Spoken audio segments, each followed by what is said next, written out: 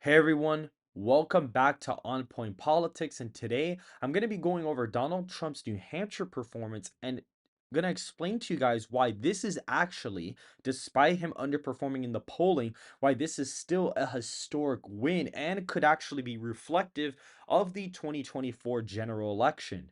If you guys do enjoy the video, please hit that like button, subscribe to the channel, hit post notifications so you don't miss another video, and consider joining the channel through a membership just for $4.99 a month. You can pay to get access to the Discord server. We already got a couple of people in there, and if you pay $8.99 to make a little extra contribution to the channel, you'll be able to talk to me through DM on Discord. And without further ado, let's get into the video. And so with Donald Trump winning New Hampshire by about 11 points, he didn't underperform polling data. Now, Haley kind of overperformed more than he actually underperformed. He was like in the mid 50s, so he kind of hit about what he was supposed to get, but Haley's support was really underestimated, which is interesting enough. So that may be reflective of 2024 polling, but guys, right now, if you look at this map, right, you'd say, hey, he performed worse than, the 2016 primary, the 2020. He technically didn't, because number one, he actually got over 50% in a competitive, non-incumbent environment. And not only that, he actually broke his record from 2020. He's probably going to hit 175K, which is about 55,000 more votes than what he got in 2020. And that's 75,000 more votes than what he got in 2016. So already maxed out his turnout. And you guys need to understand that a majority of the electorate, at least half and half of it, according to the CNN exit polls, half of the electorate was Republicans and the other half was independents and some Democrats. Now, I think it was like 46%, 45% were independents and the rest were Democrats, basically. So it was basically like a tied electorate.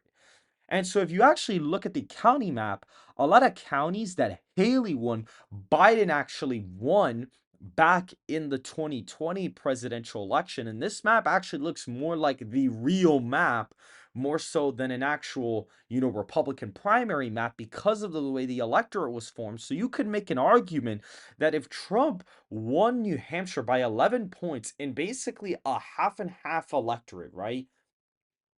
Now, again, he's not going to have as a favorable electorate. This is a slightly more favorable electorate than like a general election electorate because there'd be less Republicans. Like it'd probably be like 35 Republican, 30 Democrat, and like the rest are independents, or maybe it's a little bit different than that.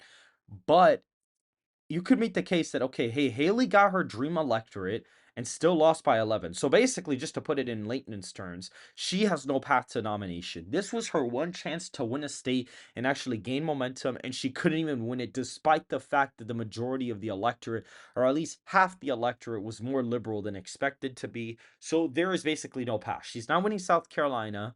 Her dumbass team forgot to sign up for the Nevada caucus and not for the Nevada primary. So Trump's actually going to win all of the delegates in Nevada because she signed up for the primary, not the caucus. The primary is like a beauty pageant show, basically. The RNC does not count those delegates, and the caucus is what the real vote is. So Donald Trump signed up for both, and Nikki Haley only signed up for the primary. So in terms of delegates, Trump's going to get all the delegates. But we could see the results for fun, just to see on the primary date. I probably will still stream it anyways, or maybe I won't. Um, well, that will kind of be like, okay, if she had signed up for the caucus, what would she would have gotten, and what would the results would have been? So we could still kind of say Trump could still be like, hey, she didn't sign up, but I still would have beaten her by like 60 points, if that's the case. And then after that, we have South Carolina, which is on February 24th. And Trump is currently leading there by more than what he was even leading New Hampshire by in the past couple of weeks. So if she can't even win here, which is her more favorable electorate, if she loses in South Carolina, she has no path to a nomination at all. She still doesn't have one. But if she loses South Carolina, she needs to drop out already because she's just prolonging the process of dividing the Republican, party. She wants to divide and conquer the party, and what she's probably waiting on is that Trump's gonna get arrested again, or he gets convicted, and then he drops out, and then she can come in here and sneakily win the nomination. That's what she wants to happen. That's why they're waiting. All the donor money's putting her up. That's basically why they're doing that. And so, guys, if you look at this, Trump won, by the way, with a 50-50 electorate. So basically, half Republicans and half Democrats, essentially, if you really think about it. Trump won all of the demographics. He won all of the age demographics, and he actually slightly underperformed with 65-year-old voters compared to Biden. I'm kind of comparing this to the 2020 election.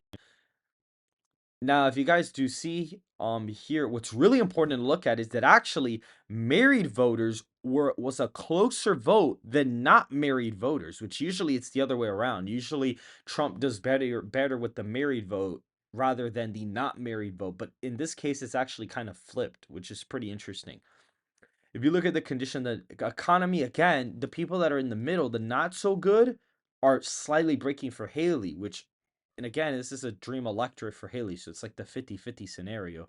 Look, if you see, look, 50% Republican, 44% independent, 6% Democrat. So it's basically a 50-50 electorate, pretty much.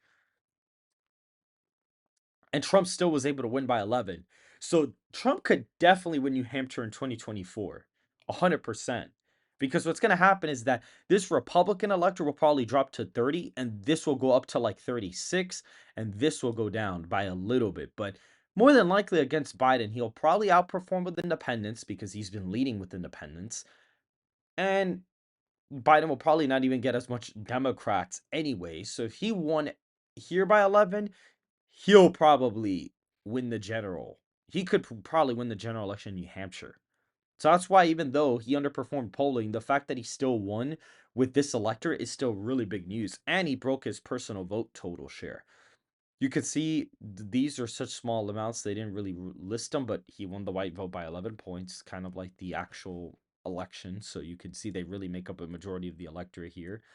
He won the male and female demographics, by the way. He won both of those, which is interesting.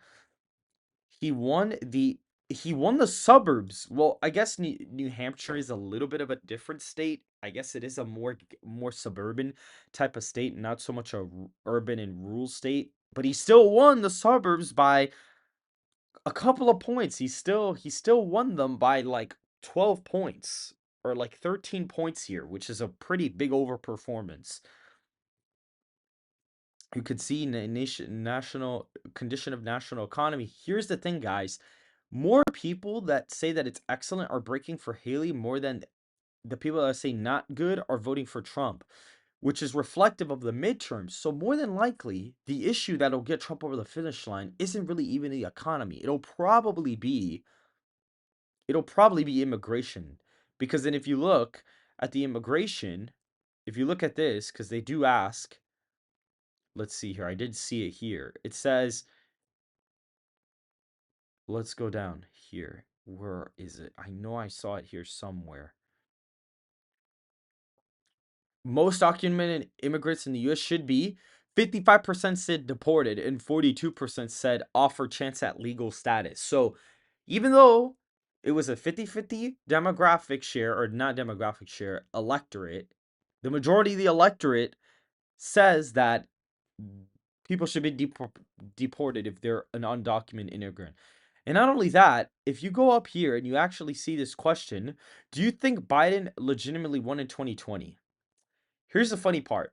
Despite this being a 50-50 electorate, Trump, most people here by a 5-point win say that Biden did not win legitimately and that it was a no vote. So you could say, well, most people believe that, the election wasn't rigged, but that could be the case. But this being a 50-50 electorate, and then the fact that he's winning it by, it's a 5-point win in a blue state like New Hampshire, that may be a bad sign for Biden. That may be a bad sign for Biden. And so I kind of just wanted to go over the results. He basically outperformed himself in a bunch of these counties. He like doubled his vote total in some of the counties. In some counties, he probably did about the same. There's like probably like 3 or 4 counties where he got less votes than what he got in 2020 and 2016. But he shattered his personal record and he still won by 11 despite Haley outperforming a bunch of Republicans from the past. And it's actually quite funny, but most Democrat voters or most voters who even voted for Nikki Haley in the primary are not going to even vote for her in the general election. They only voted for her to stop giving Trump momentum. That's why they really came out to vote for her. It wasn't even for her. So so even the anti-Trump vote didn't even work here, which is interesting.